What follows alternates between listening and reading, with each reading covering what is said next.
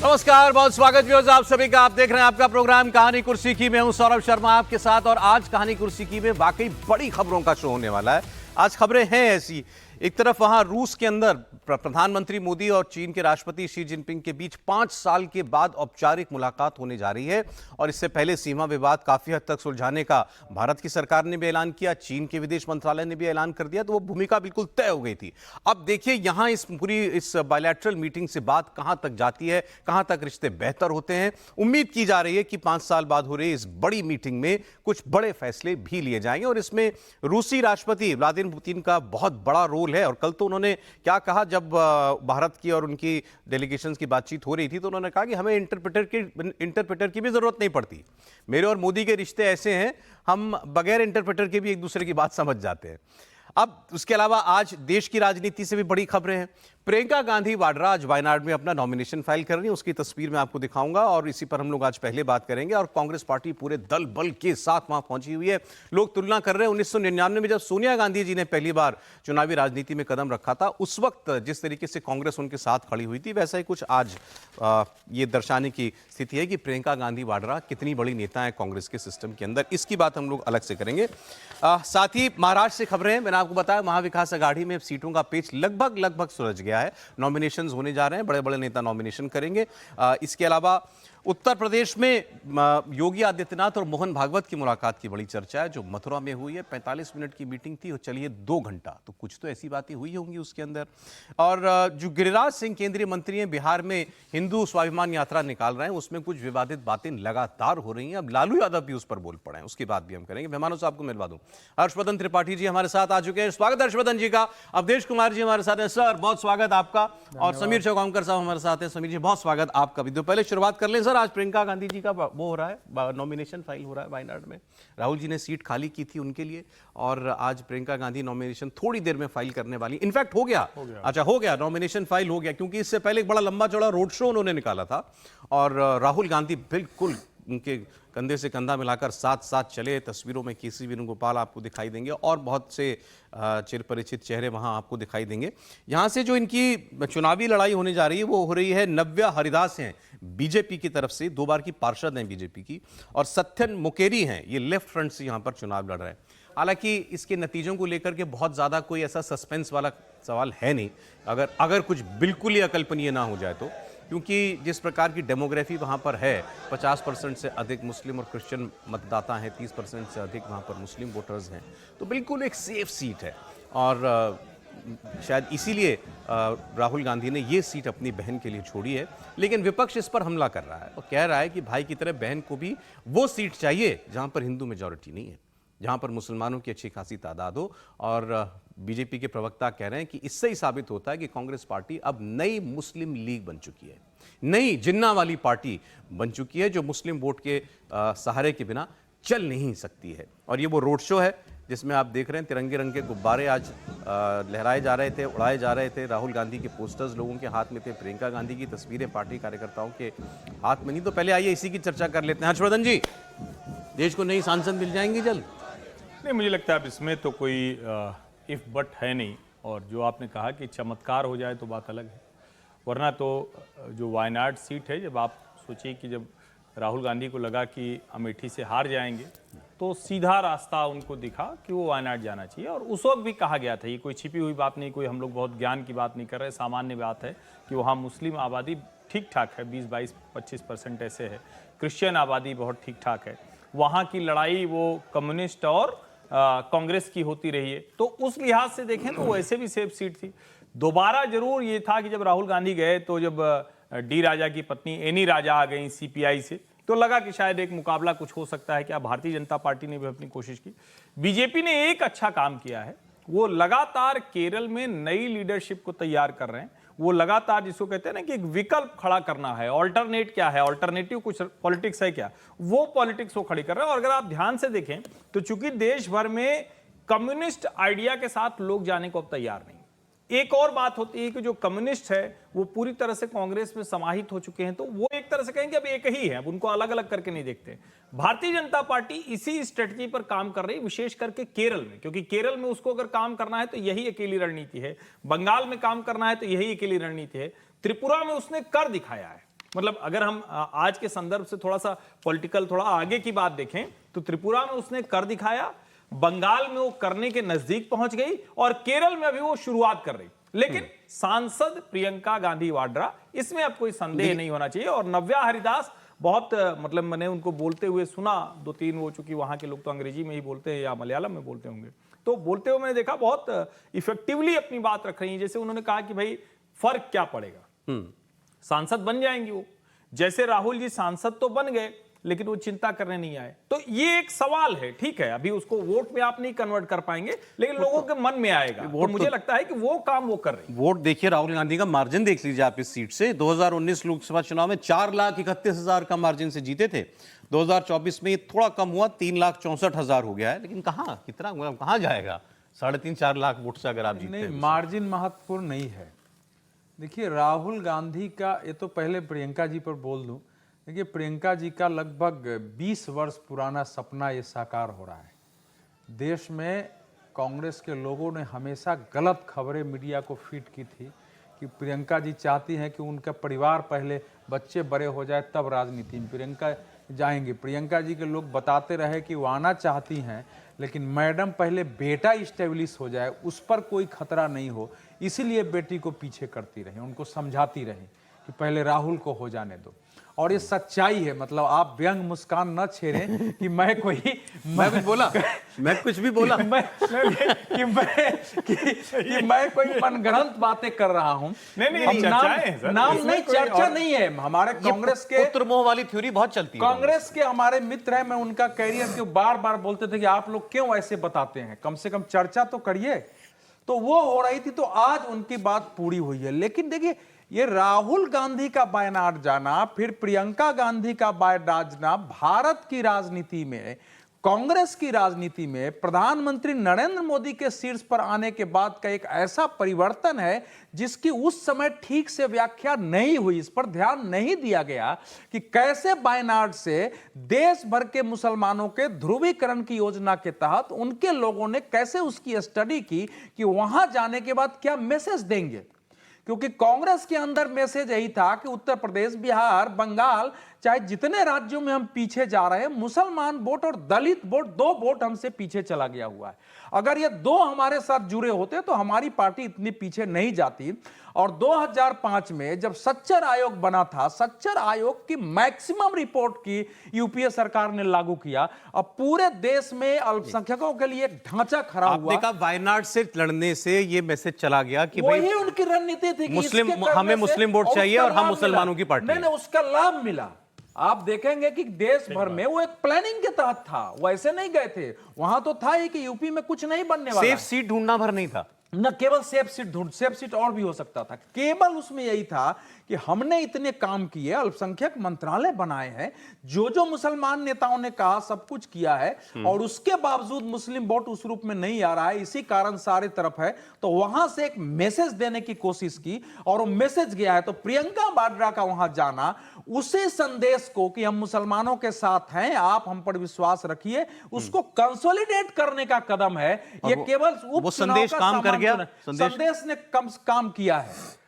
इस समय देश में मुसलमानों के अंदर उनके नेताओं ने घर घर जाके ये प्रचार किया, मस्जिदों में प्रचार हुए कि बीजेपी से लड़ने के लिए हमको राष्ट्रीय पार्टी के रूप में कांग्रेस है, जहां कांग्रेस जिसके साथ हो वही दो, जहां वो नहीं है वही दूसरी पार्टी को देना है। अच्छा, आपने तेलंगाना में देखिए ना कैसे काम किया है, तेलंगाना में काम किया, केरल में काम किया, कर्नाटक में काम कर रहा है, तमिलनाडु में काम कर रहा है, अनेक जगह काम किया। लेकिन अब कांग्रेस का जहां संगठन ही नहीं लेकिन है। इसको उस हद तक ले जाना कि कहना कि मैं आप सर एक बार समीर जी कांग्रेस कमेंट तो इसी बूते कह रही है ना भाई कि जो समाजवादी पार्टी को 37 सीटें मिली हैं उसमें हमारा भी हिस्सा है।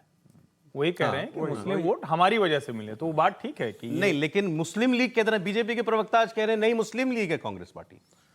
देखिए, इसमें भारतीय जनता पार्टी का राजनीतिक फायदा भी है ना। जब तक वो कांग्रेस को मुस्लिम लीग घोषित नहीं करेंगे, जब तक ये नहीं बताएंगे कि कांग्रेस पूरी मुसलमान पार्टियों की बनती गई है, तभी हिंदू वोट उनकी तरफ आएंगे। ये तो राजनीतिक बनाना जरूरी है। नहीं सर, इसके पीछे नहीं, वो तो एक तो पॉलिटिकल हो गया, कांग्रेस ने भी आरोप हो वो गया। स्पेस दिया। नहीं, क्या कांग्रेस पार्टी सही मायनों में मुसलमानों के पैरोकार, मुसलमानों के हितों को आगे रखने वाली पार्टी हो गई है? देखिए, कांग्रेस शुरुआत से, जब आप अगर पहली भी राजनीति देखेंगे तो कांग्रेस हमेशा मुसलमानों हितों का ध्यान रखती रही।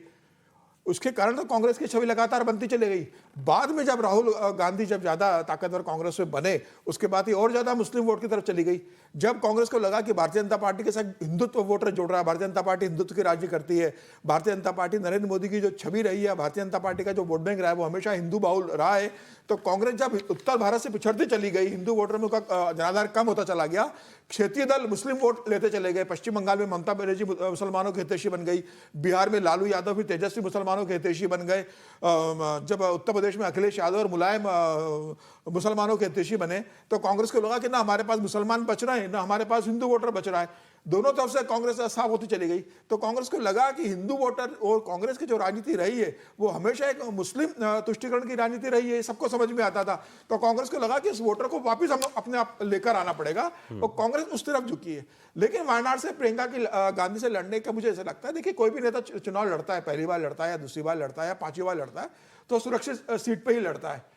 हमेशा आप देखिए प्रियंका सोनिया गांधी जब लड़ी तो बेल्लारी लड़ने गई ना पहली बार, जब बेल्लारी को लगा कि सबसे सुरक्षित सीट है तो वहां से लड़ने गई। हालांकि सुषमा स्वराज ने उन्हें वहां बहुत टफ चुनौती दी थी, बहुत बढ़िया सुषमा स्वराज वहां चुनाव लड़ी थी। तो कोई भी शरद पवार 12 महीने से लगातार चुनाव लड़ते रहे। प्रधानमंत्री नरेंद्र मोदी पहली बार चुनाव लड़े 2024 में, और 2014 में तो बड़ोदरा वाराणसी से चुनाव लड़े, अमित शाह गांधीनगर से चुनाव लड़े। सुषमा स्वराज को जब लगा था कि लोकसभा सीट चाहिए तो शिवराज ने कहा कि विदिशा सीट आपके लिए बहुत सुरक्षित है, तो विदिशा लड़ने गई। सोनिया गांधी, तो आदमी अपने लिए सुरक्षित सीट ढूंढता है कि जो सुरक्षित होगी वहां हारने की संभावना। बहुत से लोग सोनिया गांधी के राजनीति में जब वो आई थी उससे तुलना कर रहे हैं। सोनिया गांधी राजनीति में आई थी तो कांग्रेस पार्टी एक हो गई थी, उसके बाद 10 साल तक कांग्रेस पार्टी की देश के अंदर सरकार भी बनी। देखिए सोनिया बट गई थी, नहीं 1999 में कांग्रेस बट गई सर। नहीं, अरे उसके बाद आप जो धड़ा उनका रहा वो वही रहा ना, असली कांग्रेस और ताकत तो उसी के पास रही। और क्या प्रियंका गांधी वैसा कुछ नया कांग्रेस पार्टी में करने वाली नेता दिख नहीं? देख, अब नया कुछ करने का समय निकल गया प्रियंका गांधी का। एक समय था प्रियंका गांधी के लिए कहा जाता था कि वो राजनीति में आएगी तो इंदिरा गांधी जैसी दिखती है, अच्छा बोलेगी, राजनीति में भूमिका निभाएगी। 2014 के बाद जब प्रधानमंत्री नरेंद्र मोदी ने जिस तरीके से दिल्ली में धमाकेदार एंट्री की और भारतीय जनता पार्टी का संगठन इतना मजबूत हो गया, प्रधानमंत्री नरेंद्र मोदी की इतनी लोकप्रियता हो गई, भारतीय जनता पार्टी दुनिया की सबसे बड़ी पार्टी बनी और कांग्रेस लगातार छोटी होती चली गई। आप देखिए 44 सीटों पर आप आ गए, 52 सीटों पर आ गए हो। प्रियंका गांधी को संगठन की जिम्मेदारी दी थी कांग्रेस ने, उत्तर प्रदेश का प्रभारी बनाया था ज्योतिराज सिंधिया के साथ। क्या हुआ उस समय प्रियंका गांधी को विधानसभा का प्रभारी बनाया था, क्या हुआ वहां पे कांग्रेस की स्थिति? कांग्रेस ने पूरे हिंदुस्तान में प्रियंका गांधी ने चुनाव प्रचार अभियान किया, कांग्रेस को क्या लाभ मिला प्रियंका गांधी का? प्रियंका गांधी जिस सीट पर अपने भाई का प्रचार करने गई थी उस सीट पर भाई स्मृति ईरानी से चुनाव। राइट सर, ठीक। अब मुझे याद आ रहा है हर्षवर्धन जी का बयान, जब मुझे लगता है 2 साल पहले भारत जोड़ो यात्रा निकाली थी राहुल गांधी ने, उस वक्त आपने कहा था मुसलमानों को साथ जोड़ने के लिए हो रही यात्रा। नहीं, 100%। और इस पे मैं मतलब एक जोड़ता हूं तो सबको ध्यान में आ जाएगा। बार बार हम लोग कहानी कुर्सी की में तो चर्चा करते ही हैं। गाजा पर सबसे ज्यादा अगर किसी भारतीय नेता ने पोस्ट किया है, चिंता जाहिर की है, तो उनका नाम है श्रीमती प्रियंका गांधी वाड्रा। ये अनायास नहीं हो सकता है। और एक बात मेरा मानवीय संवेदना भी हो सकती है। नहीं, संवेदना निश्चित तौर पर होनी चाहिए। यूक्रेन के लोग, क्या वहां कुछ होता है तो संवेदना नहीं होती क्या? भाई यूक्रेन के लोग भी अगर मर रहे हैं, मनुष्य तो कहीं भी एक मर रहा है तो मानवीय संवेदना तो एक बराबर होगी। मुसलमान देख के कैसे संवेदना जागती है? या किसी को भी कुछ देख के। गाजा में जो लोग मर रहे हैं वो हम सब के लिए पीड़ा की वजह है। दुनिया के किसी भी हिस्से में एक भी व्यक्ति अगर किसी हमले की वजह से, युद्ध की वजह से मर रहा है, उसकी जान जा रही, तो हम जैसे लोगों के लिए जो वसुधैव कुटुंबकम कहते हैं, जिस हिंदू विचार में है कि पांव के नीचे चींटी नहीं आए, तो उनके लिए तो सब चिंता की बात है। लेकिन जब आप सेलेक्टिवली, आपको सिर्फ वही याद आता है और उसकी भाषा आप पढ़िए, आप वहां किसी पत्रकार को कुछ हो जाता है तो उसकी चिंता होती है, भारत में पत्रकार की चिंता नहीं होती। तो ये सारे सवाल खड़े होंगे। लेकिन मेरा थोड़ा एक दूसरा सा, जिसको कहेंगे, आप लोग जब बात कर रहे हैं तो मेरे मन में आया कि आप लोग क्या करना चाह रहे हैं। अभी आज शुरू ही कर रही प्रियंका जी, अभी आज नॉमिनेशन किया है, राहुल जी कितने खुश होकर और जा रहे हैं। अब किसी पौराणिक कथा से तुलना नहीं करूंगा, लेकिन ये तो इस तरह से आप कह रहे हैं कि मतलब उनके बगल में जो राहुल जी खड़े हैं वो 20 साल में कुछ नहीं कर पाए। अब सोनिया जी की तरह क्या हुआ था, कांग्रेस पार्टी एक तरह से कहें तो जो 84 था, जिसको हम बार बार कहते हैं ना कि जो इंदिरा जी की हत्या के बाद कांग्रेस फिर से आ गई, जो ऐतिहासिक मैंडेट, हिस्टोरिकल मैंडेट था 414 का। दरअसल वो हिस्टोरिकल मैंडेट क्या था, अगर वो नहीं हुआ होता तो कांग्रेस का पतन उसी समय हो चुका था। वो जो 75 के बाद शुरू हुआ था वो हो चुका था, लेकिन वो आ गया। फिर 89 के चुनाव में हमने देखा कि किस तरह से राजा नहीं फकीर है, भारत की तकदीर है, वीपी सिंह ने सब किया। उसके बाद आप 91 से देखिए, पूरी तरह से सोनिया गांधी को नरसिंह राव ने आउट कर दिया। लेकिन जब वो लौट कर आती हैं तो सीताराम केसरी के साथ क्या क्या हुआ, किस तरह से वो पार्टी पे काबिज होती हैं। जितेंद्र प्रसाद उस वक्त चुनाव लड़े थे, वो क्या कुछ हुआ था। फिर शरद पवार, तारिक अनवर और पीए संगमा कैसे, तो एक तरह से सोनिया के सामने बड़ी चुनौतियां थी। यानी कांग्रेस, विद इन कांग्रेस जो कई धड़े थे उन सबसे वो लड़ी। तो क्या प्रियंका को विद इन कांग्रेस कुछ धड़े होंगे जिनसे लड़ना होगा? नंबर 1 सवाल है। दूसरा सवाल ये था कि जो पहले के लोग थे वो कुछ कर नहीं पाए, यानी जो नरसिंह राव के बाद सीताराम केसरी या दूसरे उस वक्त के नेता थे वो सब कांग्रेस पार्टी को गर्त में ले जा रहे थे। बचता ही नहीं था कि एआईसीसी में किससे कौन बात करे। सोनिया ने एक टफ डिसीजन लिया, एक जिसको कहें कि स्ट्रेटेजिक लीडरशिप के तौर पर आगे बढ़ी। तो क्या प्रियंका स्ट्रेटेजिक लीडरशिप के तौर पर आगे बढ़ेंगी और जो अभी राहुल की कोटरी है वो धीरे धीरे आउट जाएगी? इन सवालों के जवाब भी तो कुछ देते जाइए ना आप। नहीं, मैं तो इसलिए कह रहा हूं कि आज तो अभी शुरू हुआ है, थोड़ा कुछ हम लोग रुक जाएं। नहीं, कांग्रेस में खेमेबाजी की तो बात होती है।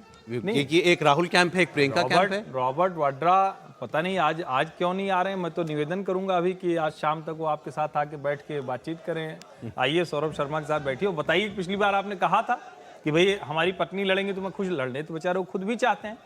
ये पूरी तरह से परिवार के भीतर वहां मामला पहुंच गया था जहां अब रोका नहीं जा सकता था। ओके, ये संभव नहीं था कि आप 2 सीट से लड़े, उसके बाद 1 सीट छोड़ रहे हैं तो भी प्रियंका को नहीं देंगे। तो मुझे लगता है वो आप आज कांग्रेस नेताओं के शाम तक उनकी पोस्ट देखिएगा तो आपको साफ साफ जो एक शब्द होता अलाइनमेंट, तो अलाइनमेंट दिखने लगे कौन किसके साथ खड़ा है। तो ये मतलब क्लियर, मतलब कि आप आरजी के साथ हैं या बीजे के साथ? देख लीजिए, मैं कह रहा हूं किसी का नाम अभी नहीं लेने की जरूरत है क्योंकि अभी तो सब तुरंत दूसरी तरह से आ जाएंगे। लेकिन आप सिर्फ प्रियंका के वहां जाने का, और आप ध्यान कर लीजिए कि राहुल जी जब जाते थे तो कहीं किस तरह से लोग लिखते थे। कांग्रेस के नेता ही आप कह रहे हैं प्रियंका को लाई नहीं है कांग्रेस, प्रियंका आई है। प्रियंका आई है, प्रियंका को अब रोका नहीं जा सकता था क्योंकि आप कितने समय तक रोकेंगे। लेकिन जब उसके दूसरे पहलू पर आप जाते हैं तो भाई प्रियंका की परफॉर्मेंस क्या ऐसी कोई चमत्कारिक रही है? तो अभी तक ऐसी कोई चमत्कारिक, लेकिन ऐसे बड़े परिवार होते हैं, खास तौर पर राजनीतिक परिवार होते हैं, वैसे तो बिजनेस परिवारों में भी ऐसा होता है, लेकिन पॉलिटिक्स में हमारे देश में ज्यादा तवज्जो दी जाती है। तो ये बातें तो होती ही हैं कि भाई 2 अगर भाई बहन है उनको विरासत मिली है तो कौन सा बेहतर है, किसमें ज्यादा पोटेंशियल दिखाई देता है? होती नहीं है, होने लगी, इसलिए हमको सब चीज स्वाभाविक लगने लगता है। होना क्या चाहिए और क्या हो रहा है, तो चाहिए की जगह अगर हम हो रहा को जब एक्सेप्ट करते हैं तो सब कुछ वैसा ही लगता है। भाई कांग्रेस में परिवार तो इसलिए था ना कि पहली पीढ़ी के नेताओं का आजादी की लड़ाई में कंट्रीब्यूशन था, किसी प्रकार से भारत के निर्माण में भी थोड़ा कंट्रीब्यूशन था। तो उसके हिसाब से चीजें, समाजवादी नेताओं में भी देखेंगे तो आरंभिक दिनों में उनका चाहे वो आजादी का संघर्ष हो, चाहे बाद में छोटे छोटे अधिकारों के लिए संपत्ति को सारे संघर्ष, जमींदारी उन्मूलन कम्युनिस्टों का था। लेकिन अब वो स्थिति नहीं है। अभी आपने 3 प्रश्न उठाए हैं। पहला कि प्रियंका वाड्रा को क्या विशेष चमत्कार करेंगी। देखिए, सोनिया गांधी जब पॉलिटिक्स में आई थी तो इतिहास का सबसे कम सीट 114 1999 में कांग्रेस को प्राप्त हुआ था। उसके पहले नरसिंह राव के नेतृत्व में भी कांग्रेस 141 सीटें जीती थी 1998 के चुनाव, 96 के चुनाव में। 98 में सीताराम केसरी था, तब भी उतनी सीटें आई थी।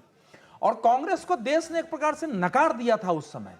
लेकिन बाद में जो नीतियां बनी है, स्वयं भाजपा के अंदर जैसे अभी मतभेद हैं वैसे उभरे। उत्तर प्रदेश में कल्याण सिंह का और राजनाथ सिंह जी का विद्रोह हुआ, उत्तर प्रदेश से जाने लगी, बिहार में समस्याएं पैदा हुई, तो उससे कांग्रेस को 145 सीटें केवल 2004 में आई थी। ठीक है सर, लेकिन यूपीए बना उसके सर्वमान्य नेता बनी, इसीलिए कह रहा हूं कि ये कैसे होता है। यूपीए सर्वमान्य तो छोड़ दीजिए, जब वो पॉलिटिक्स में न आने की घोषणा कर दिया, मतलब मैंने अभी नहीं प्राइम मिनिस्टर बनूंगी, तो नरसिंह राव के शासनकाल में जो भी विदेशी नेता आते थे, भारत के प्रोटोकॉल में शामिल था कि प्रधानमंत्री से मिलने के साथ बाद वो सोनिया गांधी जी के घर जाएंगे, वो मिलते थे। ये भारत का एक अघोषित प्रोटोकॉल था, हम लोग इसको उठाते रहते थे। मैं इसकी सेकंड पोजीशन इन सब बातों में कहीं कोई आज की तस्वीर की कोई रिजेंबलेंस है क्या? वो जो हम बना के, मैं केवल इसको कहा कि एक फैक्ट चेक भी हमको करना चाहिए। दूसरा, प्रियंका जी जब आई हैं, देखिए इनको पहला भाषण देने का मौका मिला था जब अभी जो कांग्रेस का पहला महाधिवेशन हुआ था गुजरात में। तो उसमें मैं ध्यान दे रहा था, कोई नई बात बोलेंगी, लेकिन किसी कोई विजनरी बात प्रियंका जी के भाषण में मुझे सुनाई नहीं दिया जिससे लगे कि इनका अपना कोई विजन है देश की दृष्टि से, पार्टी की दृष्टि से, राजनीति की दृष्टि से। नॉर्मल बातें करती हैं वो, तो जाहिर है कि उस प्रकार की स्टडी और विजन नहीं है। नॉर्मल तीसरी बातें करते हैं और क्या बात कर लेंगे वो? भैया कैसे बात करें, अगर जैसे प्रधानमंत्री नरेंद्र मोदी बहुत सारे बिंदुओं से आप असहमत नहीं होंगे। अलग मतलब नहीं ना, तो आप जब अलग नेशनल शख्सियत से कर रहे हैं। सर, आप तो मतलब एक खत्म बहुत कर बड़े- दो। एक लाइन में जोड़ूं, वो आपके आगे में काम आएगा। हम देख रहे थे, हम देख रहे हैं, हम देखेंगे। इससे कुछ आगे बढ़ा है कि नहीं मामला? आपको भाषण भूल गए? राजीव गांधी जी यही भाषण करते थे, लेकिन- हम देख रहे थे, हम देख रहे हैं, हम देखेंगे। लेकिन राजीव गांधी ने बहुत अलग अलग टीम बनाए, उनका बहुत कंट्रीब्यूशन है दूरसंचार में, एजुकेशन में, बहुत सारे कंट्रीब्यूशन भारत में। नहीं, लास्ट जो मुस्लिम लीग वाली आप बात कर रहे हैं ना, देखिए बीजेपी काफी एक्सट्रीम लगता है, मैं कांग्रेस की तुलना नहीं करूंगा, लेकिन जो all India Muslim personal law board की मांग थी उसी को लगभग कांग्रेस ने अपने अल्पसंख्यक घोषणा पत्र में बुद्धि से शामिल किया था। कैसे कैसे नौकरी में देंगे, उसमें न्यायिक शब्द नहीं था लेकिन न्यायिक भी था कि उसमें भी हम उनके लिए व्यवस्था करेंगे, कैसे आजाद छात्रवृत्ति लागू करेंगे, सारी चीजें उनके वस्त्र की आज और जो, फान प्रियंका बातें की कर जो रही थी। रैली हो रही है उसमें एक विशेष बात देखिएगा, राहुल गांधी ने जब नॉमिनेशन भरा था वायनाड से, उस समय इंडियन यूनियन मुस्लिम लीग के झंडे लहरा रहे थे राहुल गांधी की रैली में। आज जब प्रियंका गांधी वायनाड पहुंची है तो इंडियन यूनियन मुस्लिम लीग के झंडे वहां पर नहीं है। मुझे किसी ने बताया कि वहां कांग्रेस के भी झंडे नहीं इस है। बार क्योंकि झंडा उसके बाद कांग्रेस का जिस भी नहीं तरीके है। से उसको लेके उसके बाद जो विवाद हुआ था कि इंडियन यूनियन मुस्लिम लीग पूरा मतलब पार्टी को हाईजैक कर रही है, वो चुनाव लड़वा रही है, यहाँ कांग्रेस का कोई आधार नहीं है। ठीक है। स्मृति ईरानी ने उसको बहुत अच्छे से उठाया था उस मुद्दे को, और पत्रकार वार्ता ली थी, उसके बाद कांग्रेस को जवाब देना पड़ा था उस ठीक बात को है, लेके। सर, तो मुझे लग लेकिन रहा है आज कि वो मुस्लिम लीग की हैसियत नहीं कि कांग्रेस को बताए। अच्छा बस यस यस नो में जवाब दे सकते हैं, मतलब it is just another day, कोई खास बात नहीं है।